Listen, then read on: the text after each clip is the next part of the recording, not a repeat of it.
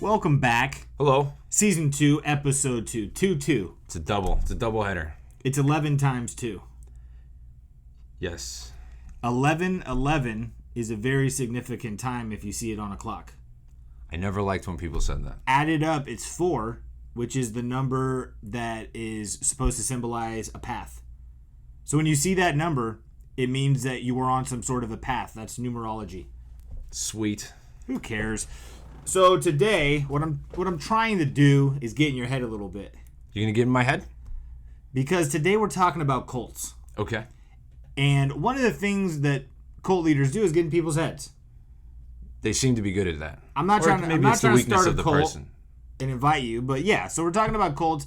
I actually watched a little show last night, and it got me a little bit more reinvigorated. I've always been super interested in cults.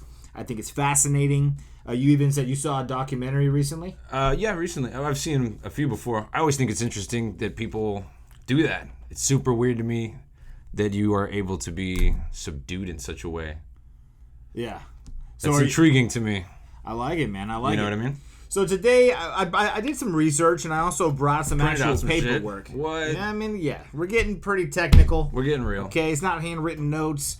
The first thing we're going to do is we're going to talk a little bit about how cults attract people, how they keep people, talk a little bit about the attributes and how they indoctrinate their followers. Okay, so I'd like to start, shout out to the info plug, bigthinkedge.com. They didn't sponsor this episode, but I'd be willing to take a sponsorship. Fuck it. Why not? Big Think Edge. Hit us up. So what this is going to be talking about is really how did they get people into these cults? So the first thing they want to do, can you guess? I can't see it. It's upside down and sideways.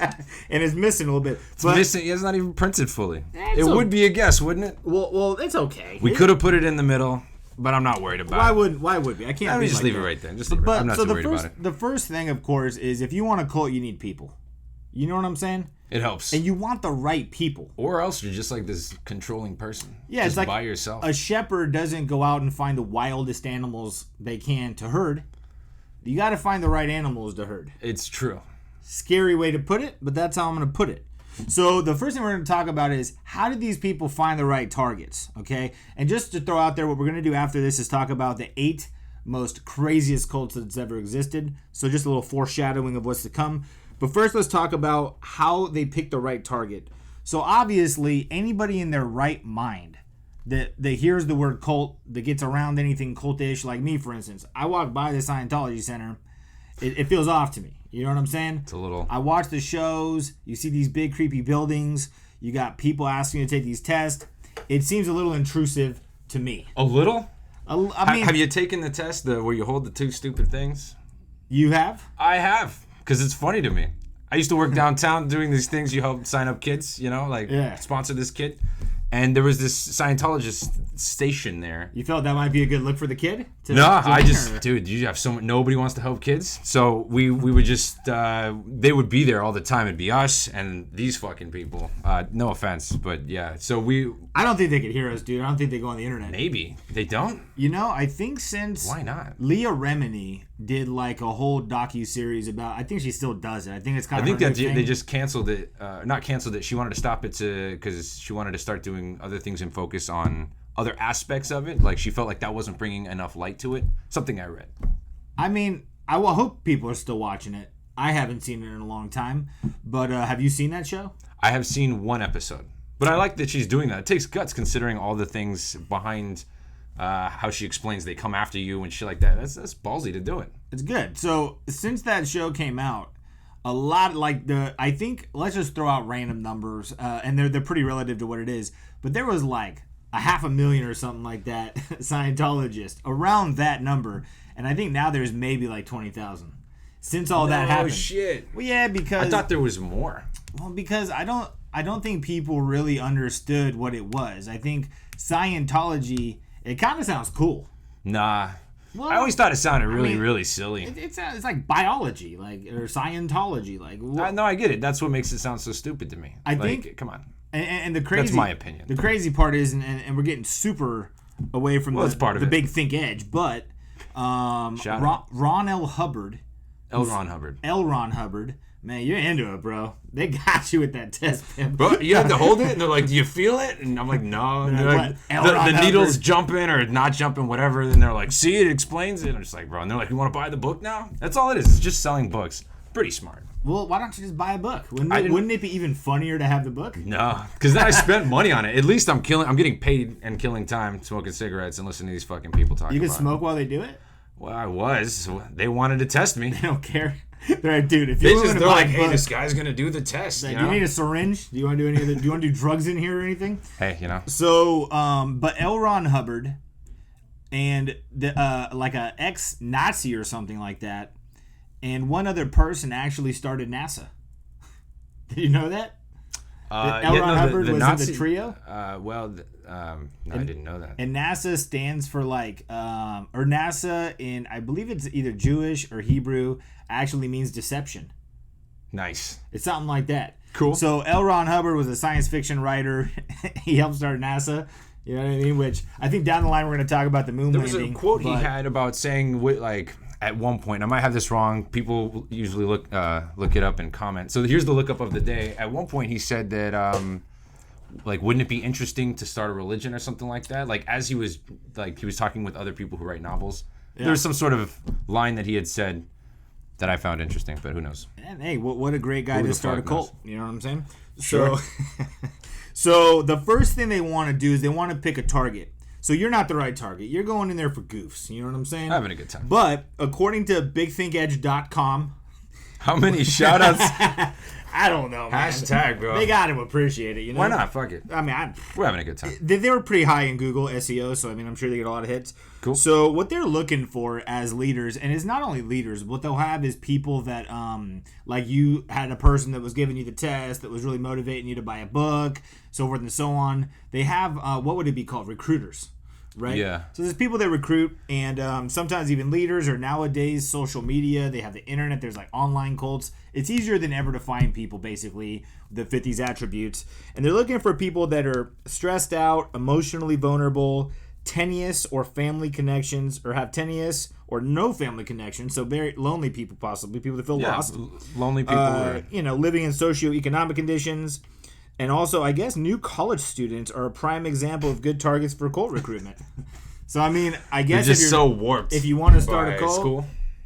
I wonder, do Scientologists go to colleges? Is that allowed? Fuck if I know. That'd be cool. So, yeah, people that were neglected, abused. So, really, these are the targets, and it's because these people they're searching for an answer most of the time. I think there's a connection thing that they're looking for that they thrive off of when they get from these types of people. They're thinking, fuck, I'm this, and then they look at someone who seems happy and is trying to invite them into a happy thing, and they think that, hey, that could be something where I feel included. Yeah, I mean, it's really no different than, like, let's say, I don't know if I would consider gangs cults, but I mean, I think some gangs kind of look for the same types of people. It's that very similar family. in that element of looking for a want to be part of something.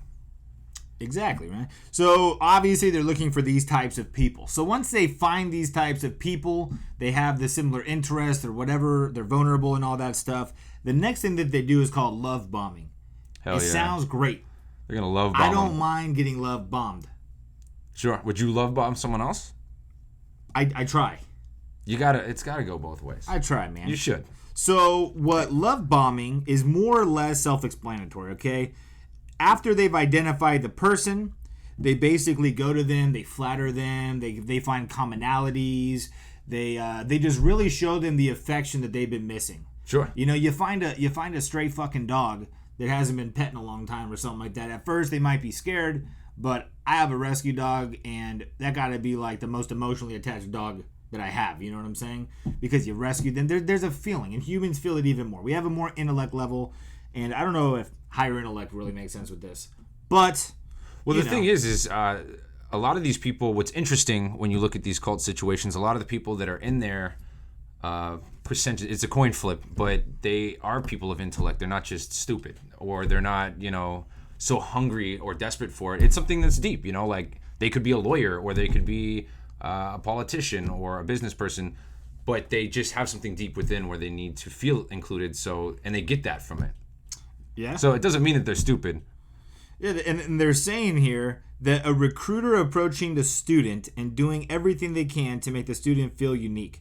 They quickly try to convey the message that I'm your new best friend. Cool. Right? And I mean, it's not that hard to do if someone don't got a lot of friends.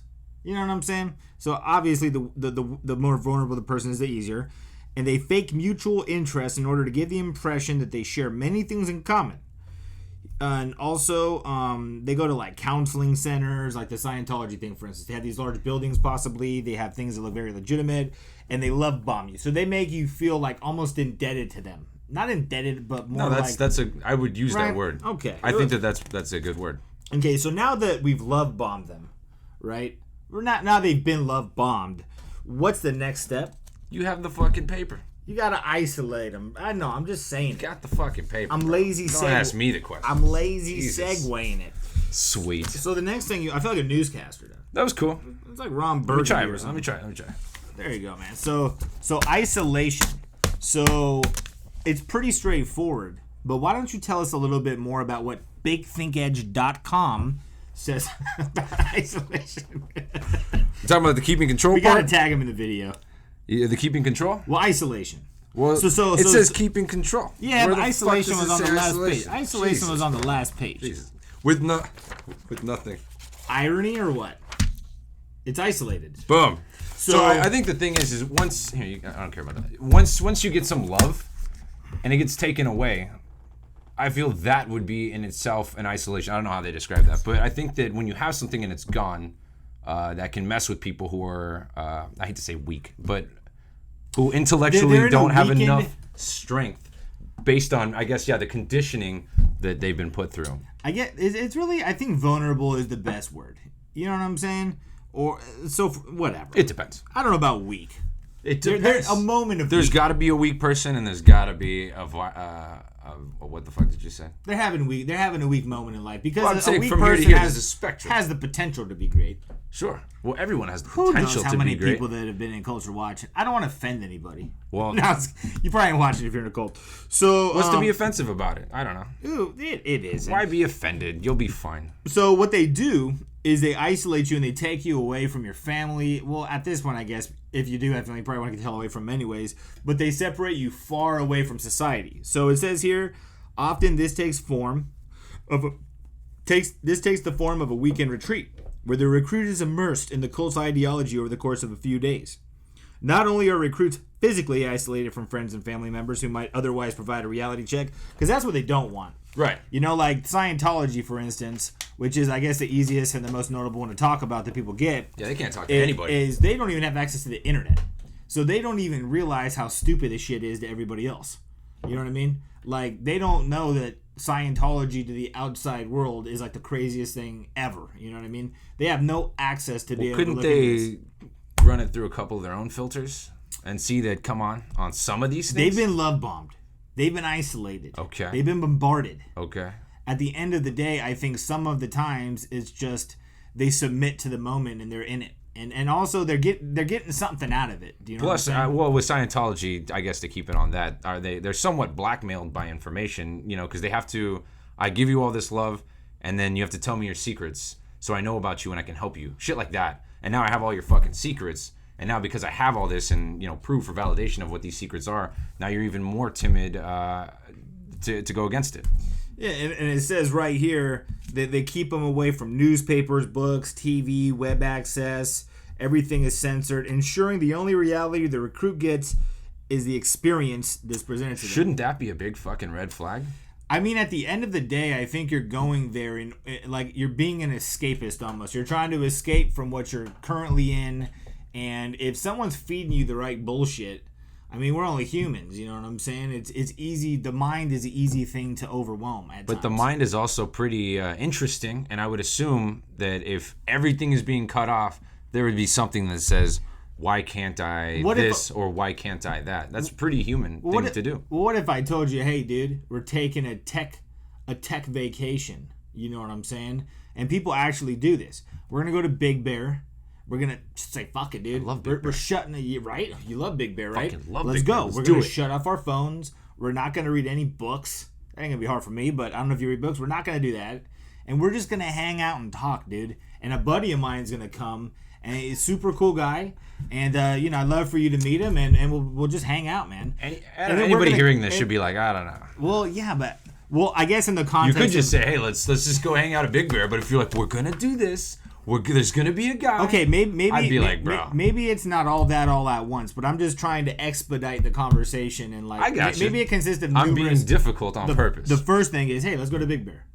On the way to Big Bear, hey, you know what, man? I'm thinking I need a tech vacation, bro. That's how it would be done. And then when we get there, it's like, oh, dude, he wants to come. We're on a tech vacation. You gotta meet this dude. We're on a tech vacation. On the way there, once we get to Big Bear, it's off, right? Okay. So he's gonna meet us there, right? We got the Airbnb. So that's what they're doing to you, right? And then you don't even know what's happening, but if someone is saying the right things to you, they already know how to appeal to you. They targeted you, so they obviously know what's gonna make you tick. I think they could slow walk you in. It feeds the ego, they can slow walk you in, and it just really romanticizes.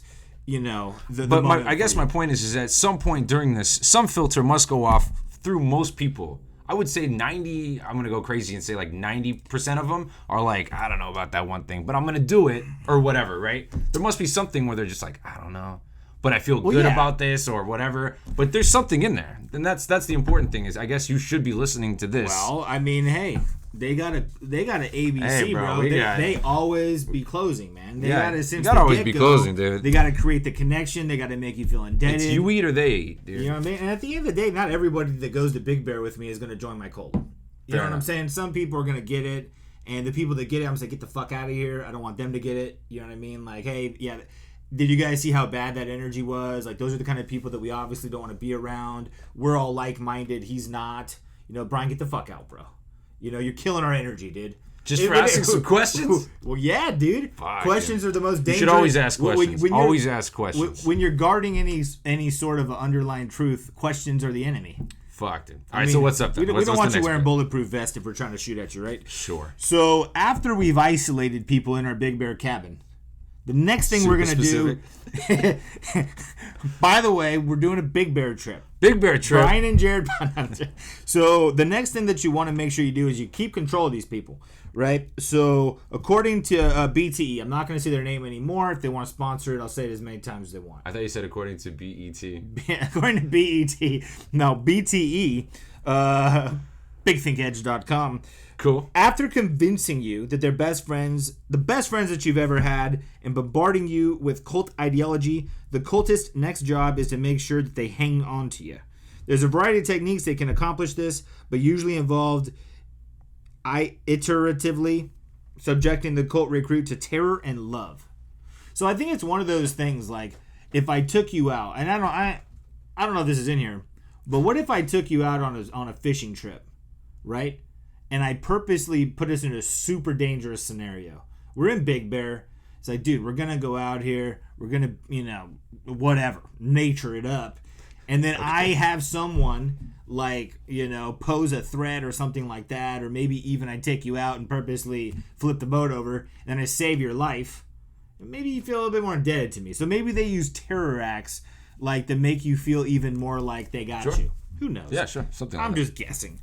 But basically what they're saying is when we are frightened, we don't simply run away from the fear, but run to a safe haven. And that someone is usually a person to whom we feel attached. So they make you feel attached enough to go to them as a safe haven, which they've created the need for a safe haven. Very fucking smart of them.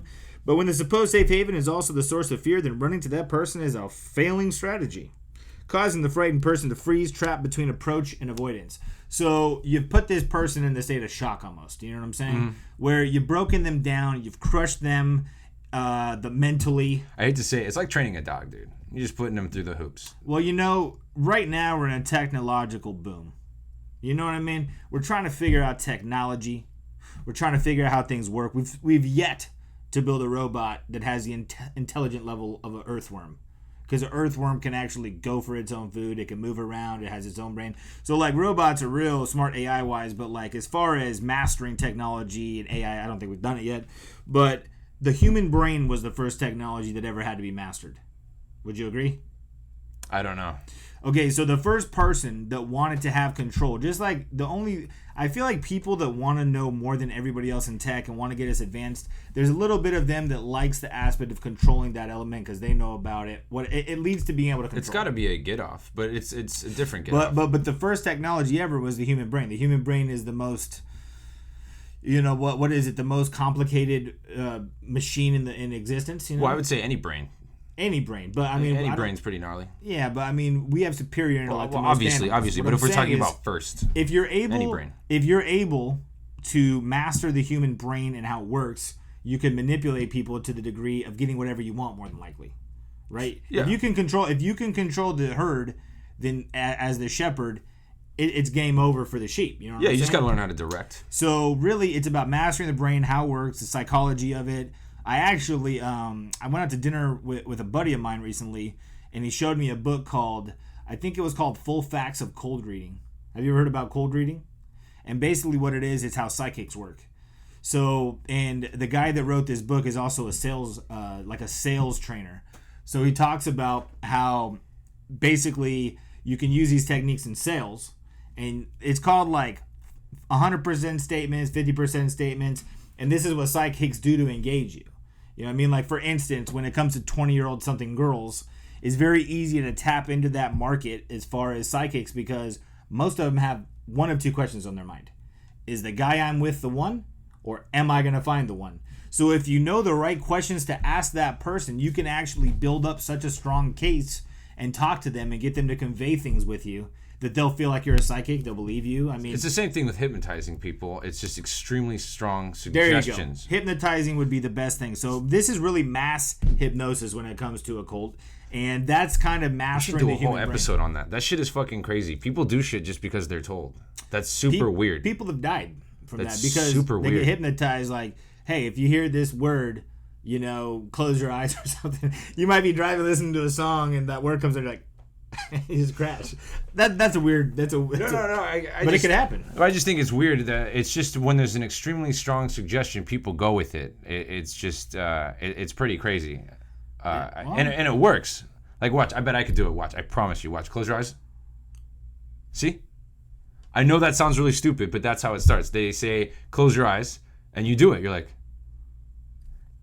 why am I doing this? But you do it. And it goes on from there. All right, now do this and do that. And when you're watching it, you're like, are they hypnotized? Or like, what's the deal? But the fact that they just even start with the first thing is a small bit of control. I watched this whole thing on it. Fucking crazy how people just do what they're told. Yeah. I hypnotized you, dog. No, I didn't. But it's just the strong suggestion and better not have told me to close my eyes or something when I hear the willing to go with it. Just the fact that you're willing to go with it. So we're friends, so that's different. But strangers will do this. And that's peculiar. That's what they say to the people. We're friends. We're friends. That's how the cult leaders really get you, man. So that's what I'm getting at. Like, mastering the human domain is actually something that's a conspiracy right now with what they're trying to do. And that's what these cult leaders really thrive off of. Understanding the psychology of people, why they do things, and how to really attract them. Just like the hypnosis thing, right? So that's another good example. So it says here, by keeping cult members totally off balance in this way, cults increase their members' dependency on the leader, ensuring they maintain control. The exhausting, frozen state of terror and avoidance overwhelms cult members and their ability to think critically about the ideology they've suddenly committed themselves to. So they continue to do it. They do it over and over. So, I mean, at the end of the day, you're already dealing with people that are relatively lost. So, I mean, maybe at that point, they just feel like, fuck it. It could be a fuck really it. That worse than what's going on. But they also offer you things. Like, there's an allure, right? So this doesn't really go into it. But I watched this thing. It was, what is it called? Explained on Netflix. And they talk about the stages of getting people into a cult. And we went over a lot of them. But what this didn't really get into that much is the attributes of the leader. So the leader is going to be somebody, most of the time, if not every single time, is a sociopathic narcissist, right? Someone who has really high thoughts about themselves, like a David Koresh, let's say. You know who David Koresh is? So he actually was to Waco, Texas. A lot of people by now have probably heard of it because there's been shows and things of that nature. Really awesome story to research and get into, and we'll talk about it a little bit here. But these people have this overwhelming feeling of importance, and they're right. And if you're around that kind of a person, and it's almost like, It's like if you're a musician and you're hanging out with a rock star, you think, oh shit, like this guy's got it. Maybe I could learn from him, or he'll take me under his wing. There's some allure to that. Like I'll never be that, but if I can get close to it. Exactly. So they do that, and so they suck you in. And the scary part is, it's really all for their benefit. So they allure you with the idea that there's all this free love, and they start off really, really happy. You know, like the first month of a cult, you're probably singing, you're probably dancing, you're naked, you know what I mean? You're having sex with all kinds of people, and they really get you excitable. And then all of a sudden, like the most infamous one, and I've actually driven through the city in Colorado. It's called Colorado City, I think Colorado City in Utah. And I forgot the damn guy's name, but it's the First Church of Latter-day Saints, like the original ones that actually like had multiple wives, polygamy. Like remember the show Big Love? Mm-hmm. So I think it's Warren Jeffs, and I think he's even referred to in that show, but it's like a different guy. Did you watch Big Love? No. Okay, so I don't even remember the characters, but that's kind of based around that story. They were even in Utah in that show. And this guy, at first, everything was good. You know, the guys had multiple wives, and they all had these houses and these big properties because they owned the town. You know, Warren Jeffs, like, owned the town. Right. But eventually, everybody has to sign over everything they own to this guy. And then he starts giving them orders. Like, hey, you guys can't have sex with your wives anymore. A matter of fact, if I choose, I get to take your wives. They're mine now. All your wives are mine. Maybe you can borrow them, but no sex. Your kids can't have toys. You can't have any pets, so they got to kill their pets. Do you know what I'm saying? And in Colorado City, at one point, it was like a cool spot, I would imagine, you know, for these people that didn't know any different. But then he's like, we can't have any more public schools in here. We can't have any more parks. And it's crazy because when you drive by, there's a gas station, and there's actually a diner called Happy Wives or something like that. And it's like the billboard is 3 wives cooking a meal. And then you go in there, and there's like a 12-year-old kid, man, in the gas station. And then when you drive through the city, they're all wearing the outfits. They're driving vans trying to follow you and just staring at you. You know what I'm saying? Like, they know you're there to peep them out. It's fucking crazy, dude. But the whole thing I'm trying to get at is, and when you go there, you can see Warren Jeffs. He's even from jail, he's telling these people, you got to build me like the biggest compound that exists. And these motherfuckers have no skills. Not no skills, but they're not construction workers. So the houses literally look like if me and you just bought a bunch of wood and thought, this must be how you do it, man. You just put wood up, you put plywood on it, you paint the shit, and you just keep bigger and bigger and bigger. So there's these big, crazy-looking, stupid houses, and the biggest one is his. But I guess what I'm getting at is they lure you in with all this awesomeness, and by now, Colorado City is like a bunch of dudes that had their wives taken away. There's people always trying to get the kids out. So they lured him in, and now obviously the ruler has taken over and has dictated everything, and it's a bad situation.